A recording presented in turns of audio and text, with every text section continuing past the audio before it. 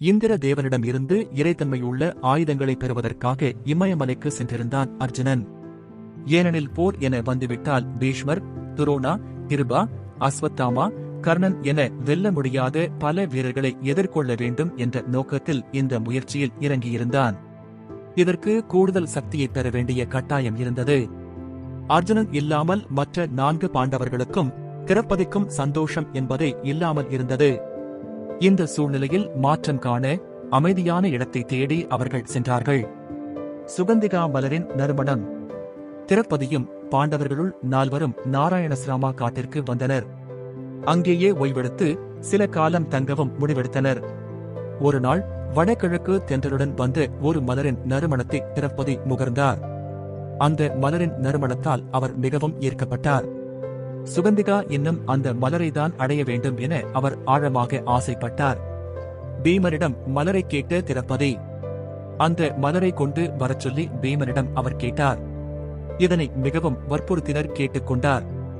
இவருடைய இந்த குறைந்தபட்ச ஆசையை நிறைவேற்ற பீமனும் விரும்பினான். நறுமணம் வந்த திசையை நோக்கி பீமன் சென்றான். கரடுமுரடாக இருந்த பாதை, காட்டின் வழியாக செல்ல வேண்டிய பாதை சுலபமாக இல்லை.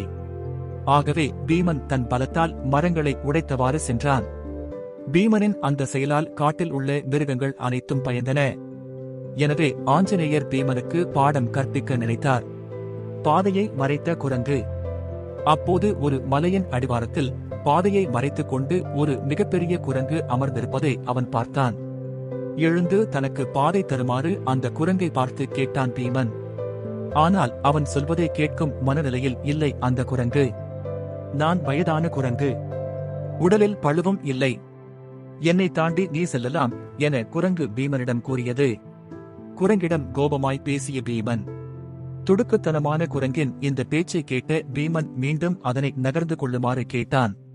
ஏய் கிழட்டு குரங்கே, நீ யாரிடம் பேசுகிறாய் என்பதை தெரியாமல் பிதற்றிக் கொண்டிருக்கிறாய். குரு வம்சத்தை சேர்ந்த சத்திரியன் நான். குந்தி மற்றும் வாயு தேவனின் மகன் நான் தான் பீமன், அனுமானின் புகழ் பெற்ற சகோதரன். அதனால் நீ என்னை பகைத்துக் கொண்டால் என்னுடைய கோபத்திற்கு நீ ஆளாவாய். என் நேரத்தை வீணடிக்காமல் ஒழுங்கு மரியாதையாக எழுந்து எனக்கு வழி கொடு என பீமன் அந்த குரங்கிடம் கூறினான்.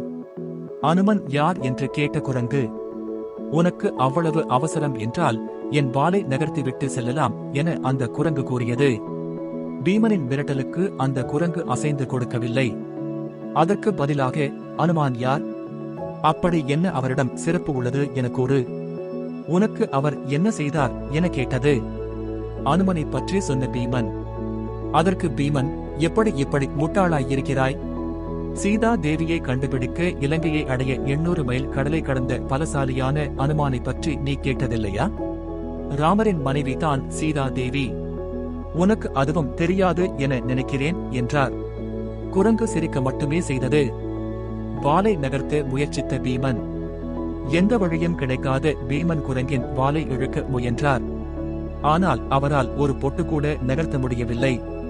தன்னாலான முழு பலத்தை உபயோகித்த போதும் அவனால் முடியவில்லை. குரங்கிடம் தோல்வியை ஒப்புக்கொண்ட பீமன். வியர்க்க விறுவிறுத்து போன பீமன் தன் விடா முயற்சியை செலுத்தினாலும் அவனின் முயற்சி தோல்வியிலேயே முடிந்தது. அதனால் தன் பலத்தை காட்ட குரங்கிடம் சவாலிட முடியாமல் தவித்தான். அவமானமடைந்த பீமன், நீ சாதாரண குரங்கு அல்ல, நீ யாரென்று தயவு செய்து கூறு. நான் தோல்வியை ஒப்புக்கொள்கிறேன், உன் முன் மண்டியிடுகிறேன் என கூறினான். அனுமனாக மாறிய குரங்கு. உடனே அனுமன், பீமா, சற்று நேரத்திற்கு முன் கூறினாயே அதே அனுமான்தான் நான் தான் உன் சகோதரன். நீ போகும் பாதையில் ஆபத்து காத்திருக்கிறது.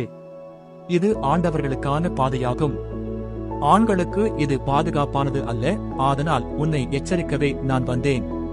சுகந்திகா மலரை பறிக்கத்தான் நீ வந்திருக்கிறாய் என எனக்கு தெரியும். இந்த மலரும் பூக்கும் குளத்தை நான் உனக்கு காண்பிக்கிறேன். உனக்கு வேண்டிய பூக்களை எடுத்துக் கொண்டு செல் என கூறினார். அனுமனின் சுயரூபத்தை கண்ட பீமன். சந்தோஷமடைந்த பீமன் அனுமனை வணங்கி 800 மைல் நீளமுள்ள கடலை கடக்க அனுமன் எடுத்த உருவத்தை காண்பிக்க கேட்டுக்கொண்டார். கண்ணில் தெரியும் அளவிற்கு ஒரு மலையின் அளவை போல் தன் உருவத்தை பெரிதாக்கினார் அனுமன். தன் உருவம் கூசும் அளவிற்கு வெண்மையாக இருந்தது. அதனால் பீமன் தன் கண்களை மூடிக்கொண்டான். பீமனுக்கு ஆசி வழங்கிய அனுமன். தன் சுயரூபத்தை அடைந்த அனுமன் பீமனுக்கு ஆசி வழங்கினார். போர்க்களத்தில் நீ சிங்கமாக உருமும் போது என் குரலும் சேர்ந்து கொள்ளும். அதனால் உன் எதிராளிகளின் இதயம் படபடக்கும். நான் அர்ஜுனனின் ரதத்தில் உள்ள கொடியில் இருப்பேன். நீ ஜெயம் கொள்வாய் என ஹனுமான் உறுதி அளித்தார். அனுமானின் ஆசியை பெற்று பீமனின் பலம் அதிகரித்தது. தன் சகோதரனான பீமனின் அகங்காரத்தை நீக்கி எதிரியுடன் சண்டையிடும் போது கூடுதல் பலத்தை பெற வேண்டும் என அவர் நினைத்தார்.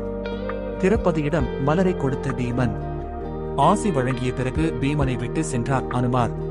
அனுமானின் அறிவுரையை பின்பற்றிய பீமன் பல சுகந்திகா மலர்களை குளத்தில் இருந்து பறித்தான்.